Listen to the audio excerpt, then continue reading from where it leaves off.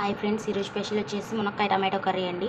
4 మునక్కాయలని ఇది ఇలా శుభ్రంగా కడుక్కోవాలి. కట్ చేసి మనం మసాలా కోసం పేస్ట్ వేసుకున్నాం అనమాట. ఏమేమి వేసామనంటే 2 స్పూన్లు ధనియాలు, ఒక దాల్చిన చెక్క చిన్న ముక్క, 2 యాలక్కాయలు, 2 లవంగాలు, 4 జీడిపప్పులు వేసామండి. ఇలా మెత్తగా పేస్ట్ చేసి పెట్టుకోవాలి.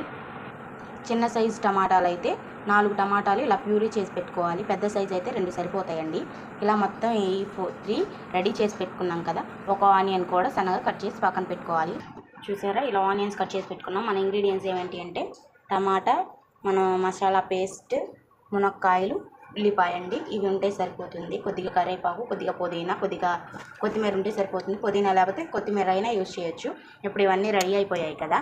ఇప్పుడు మనం ఒక ప్యాన్ పెట్టుకొని స్టవ్ మీద ప్యాన్ పెట్టి 4 టేబుల్ స్పూన్లు ఆయిల్ వేసామండి. ఆయిల్ హీట్ ఎక్కిందో లేదో చూద్దాం. ఆయిల్ అనేది కొద్దిగా హీట్ ఎక్కాలి. ఆయిల్ అనేది హీట్ ఎక్కింది ఫ్రెండ్స్. పోపు దినుసులు వేసాము. చూసారా, ఆయిల్ హీట్ ఎక్కగానే పోపు దినుసులు వేస్తే అలా బబుల్స్గా వస్తాయి అన్నమాట. ఆయిల్ హీట్ ఎక్కకుండా వేయకూడదు. ఇప్పుడు పోపు దినుసులు వేసాం కదా, ఫ్లేమ్ని సిమ్లో పెట్టుకొని కొద్దిగా జీలకర్ర అనేది వేద్దాం. కొద్దిగా జీలకర్ర వేసి కలిపిద్దాం. ఒకసారి కలిపాం కదా, కొద్దిగా కరివేపాకు కూడా ఫ్రై అయింది కదా. ఇప్పుడు మనం కట్ చేసి పెట్టుకుని ఆనియన్స్ వేద్దాం. వేసి ఒకసారి కలుపుతాం. చూసారు ఫ్రెండ్స్, ఆనియన్స్ అన్నీ మెచ్చిపోయాయి. వాటర్లో తీసి ప్లేట్లో పెట్టుకొని ఇది కూడా మునక్కాయ ముక్కలన్నీ వేసేసి ఒకసారి కలుపుదామండి. చూసారు ఫ్రెండ్స్, మొత్తం ఒకసారి కలిపాము. ఇది మగ్గటం కోసం ఒక 1/2 టేబుల్ స్పూన్ ఉప్పు వేసాను.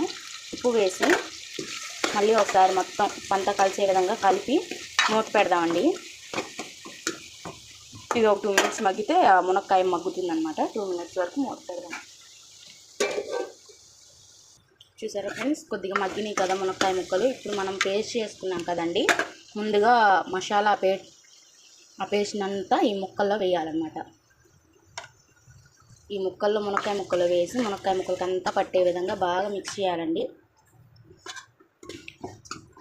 బాగా మిక్స్ చేసి కొద్దిగా మసాలా వేగే వరకు కొద్దిగా ఇలా ఫ్రై చేస్తూ ఉండాలి.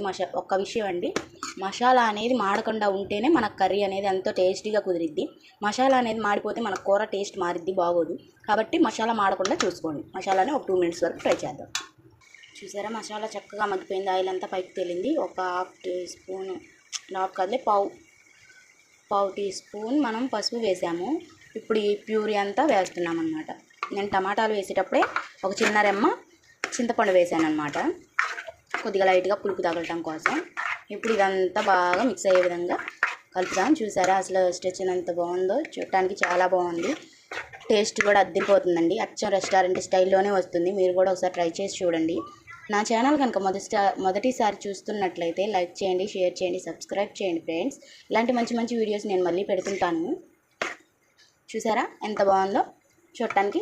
ఇది రోటీస్లో కానీ, చపాతీస్లో కానీ, జొన్న రొట్టెల్లో కానీ, వేడి అన్నంలోకి చాలా అంటే చాలా బాగుంటుంది ఫ్రెండ్స్. ఇప్పుడు ఇదంతా ఇలా మిక్స్ చేసాం కదా, దీని మీద ఒక 5 మినిట్స్ మూత పెడదాము. ఒక 5 మినిట్స్ మూత పెడితే మగ్గుతుందన్నమాట. చూసారా ఫ్రెండ్స్, ఆ టమాటో ప్యూరీ అంతా మగ్గిపోయింది. ఇప్పుడు మనం 1/4 కప్పు వాటర్ పోస్తున్నాము. వాటర్ అంతా మిక్స్ అయ్యేదాకా కలపాలన్నమాట. కారం లాస్ట్లో వేస్తానండి నేను. ఈ మసాలా, ఈ ప్యూరీ అంతా చూసారా, ముక్క అయితే సగం ఉడికిపోయింది.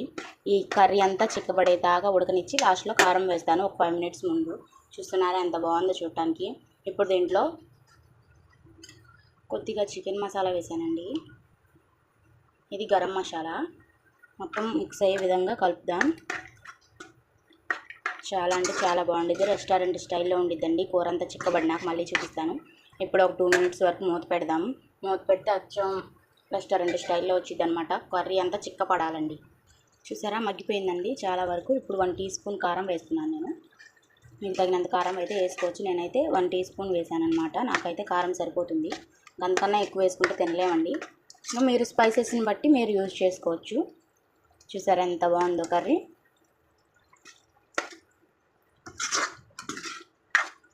ఇప్పుడు ఈ కారం కూడా మగ్గాలి కదా, ఒక 2 మినిట్స్ ఉంచుదాం. బాగా మిక్స్ అయ్యే విధంగా కలిపానండి. ఉప్పు సరిపోయిందో లేదో ఒక్కసారి చూసుకొని, చాలకపోతే కొద్దిగా యాడ్ చేసుకోండి. నాకైతే సాల్ట్ సరిపోయింది. ఇప్పుడు ఒక 2 మినిట్స్ మీడియం ఫ్లేమ్లో ఉంచుతాను. చూసారా ఫ్రెండ్స్, కూర అంతా చిక్కబడిపోయింది. ఆయిల్ కూడా బాగా పైకి తేలింది. ముక్క కూడా ఉడికిపోయింది. ఇప్పుడు కొత్తిమీర వేసుకుందాం అండి. కొత్తిమీర వేసి స్టవ్ అనేది ఆఫ్ చేశాను నేను. ఇప్పుడు బాగా మిక్స్ అయ్యే విధంగా కలుపుతాను. చూసారా ఎంత టేస్టీగా ఉందో. కూర ఇందాక వాటర్గా ఉంది, ఇప్పుడు చిక్కగా ఉంది. అచ్చ రెస్టారెంట్ స్టైల్లో ఉండిద్దండి. మీరు కూడా ఒకసారి ట్రై చేసి చూడండి. చూసారా ఫ్రెండ్స్, కూర అనేది రెడీ అయిపోయింది. మునక్కాయ మసాలా కర్రీ అండి. మీరు కూడా ఒకసారి ట్రై చేయండి. నా ఛానల్ కనుక మొదటిసారి చూస్తున్నట్లయితే లైక్ చేయండి, షేర్ చేయండి, సబ్స్క్రైబ్ చేయండి. వేడి వేడి అన్నంలో కూర వేసుకొని తింటుంటే ఉంటుంది ఫ్రెండ్స్.